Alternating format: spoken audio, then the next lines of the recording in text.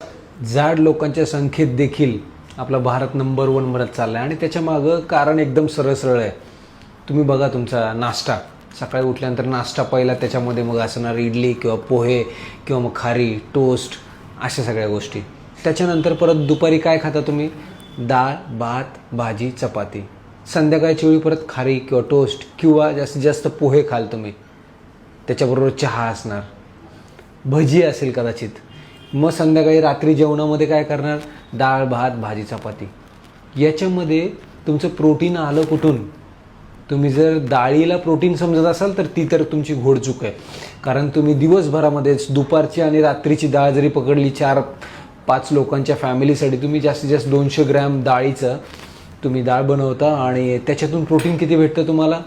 जास्तीत जास्त 100 ग्रॅममध्ये 25 ग्रॅम जर तुम्हाला प्रोटीन भेटत असेल तर 50 ग्रॅम प्रोटीन दिवसभरामध्ये तुमच्या फॅमिलीमध्ये तुम्ही डिस्ट्रीब्यूट करताय. म्हणजे तुमच्यापर्यंत किती पोचते? 12-13 ग्रॅम प्रोटीन पोचते त्या डाळीतून. याच्यातून तुमचं प्रोटीन कसं काय भागणार आहे?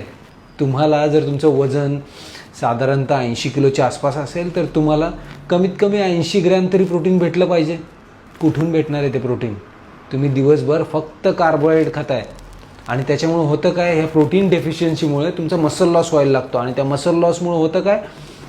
तर तुमचा BMR ड्रॉप व्हायला लागतो. म्हणजेच तुमच्या एनर्जीची रिक्वायरमेंट बॉडीची कमी व्हायला लागते आणि मग त्याच्यामुळे तुमच्या फॅट पर्सेंटेज वाढायला लागतं. कदाचित तुम्ही खूप कमी जरी खात असाल तरी तुमचा BMR ड्रॉप झाल्यामुळं तुमचं फॅट पर्सेंटेज वाढायला लागतं. त्यामुळं तुमच्या प्रोटीनची जी गरज आहेत त्याची पूर्ती कशी होईल हे बघणं गरजेचं आहे. जसं तुम्ही प्रोटीन खायला लागता दिवसभराच्या डाएटमध्ये, त्याचे प्रोटीनचे सोर्सेस मी तुम्हाला कॅप्शनमध्ये देतो आहे.